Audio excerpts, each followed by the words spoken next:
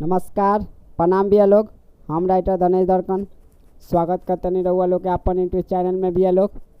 तो हाँ भी आज हम लेके आगल बनी खेसारी जी के ट्रैक पे बहुत ही मस्त सॉन्ग भैया जो अभी 2-3 दिन पहले रिलीज भल बा भैया लोग। भातार भटियारा रहता जा केयारा।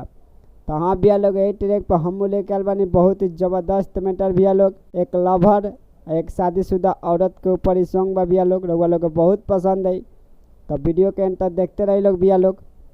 तो हाँ भैया एक बात और कहल चाहता नहीं कि अगर वह सिंगर बनल चाहता नहीं तो हमारे चैनल से जुड़ जाइए। कैसे कि सिंगर से रिलेटेड वीडियो लेके आते रहे नहीं भैया लोग।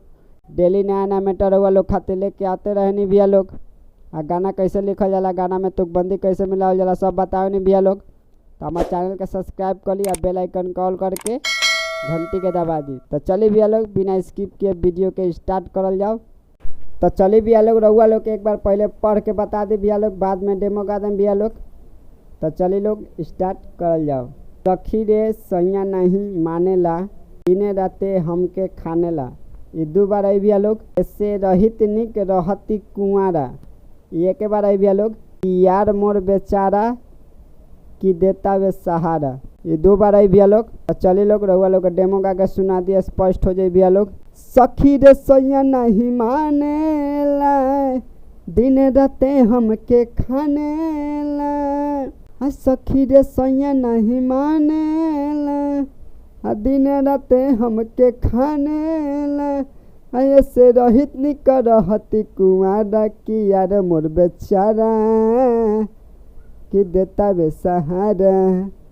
कि यार मोर बेचारा कि देता वे सहारा। तो हाँ भी आई रहा मुखरा कैसा लगल भैया लोग, अच्छा लगल ना तो वीडियो को लाइक करी लोग भैया लोग। अब चलिए लोग चल जाए फर्स्ट अंतरा में। तो चलिए भैया लोग एवं करे लोग पहले पढ़ के बता दी भैया लोग, बाद में डेमो गा दें भैया लोग। तो चलिए लोग स्टार्ट करल जाओ। दुख ढेरा बा मरले दुबेरा बा, माजा मारी के मुआना अब धुसता। रोज हुकता नाही रुकता, लागे मुआना भइल नौखेरा बा। ये 2 बार आई भैया लोग। रोज मारता सखी खारा खारा, कि यार मोर बेचारा कि देता वे सहारा। ये 2 बार आई भैया लोग। तो चलिए लोग रहुआ लोग के डेमो गा के सुना दिया, स्पष्ट हो जाए भैया लोग।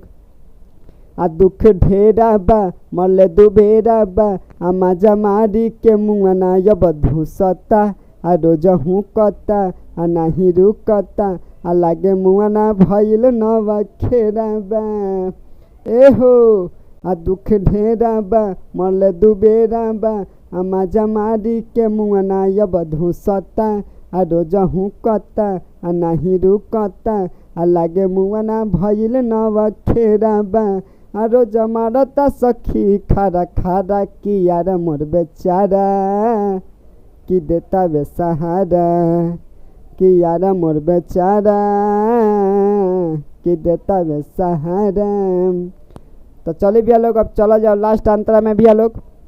तो चलिए भैया लोग रहुआ लोग के पहले पढ़ के बता दी भैया लोग, बाद में डेमो गा दें भैया लोग। तो चलिए लोग स्टार्ट करल जाओ। हाथा गाठा बा 6 फुट के पट्ठा बा, नाही दाया माया हमारा पे करेला।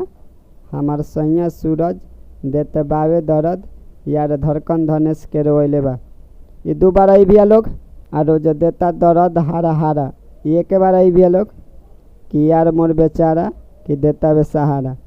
तो चलिए भैया लोग रहुआ लोग डेमो गा के सुना दे, स्पष्ट हो जाए भैया लोग। हाथा गाठा बा 6 फुट के पाठा बा, नाही दाया माया हमारा पकड़ेला। हमार सैया सूरज देता बावे दर्द, यार धड़कन धनेश के रोइले बा। ए सखी हाथा गाठा बा 6 फुट के पाठा बा, नाही दाया माया हमारा पकड़ेला। हमार सैया सूरज देता बावे दर्द, यार धड़कन धनेश के रोइले बा। रोज देता दर्द हारा हारा, कि यार मोर बेचारा कि देता वे सहारा। कि यार भइल प्यारा कि देता वे सहारा। तो हाँ भैया उम्मीद करता नहीं रहुआ लोग के मैटर अच्छा लगल तो भैया लोग वीडियो को लाइक कर लो, कमेंट कर लो, शेयर कर लो भैया लोग। अगर हमारे चैनल पर नए बन तो हमारे चैनल का सब्सक्राइब कर ली भैया लोग। तो चलिए मिले अगला वीडियो में, तब तक बाय, जय हिंद।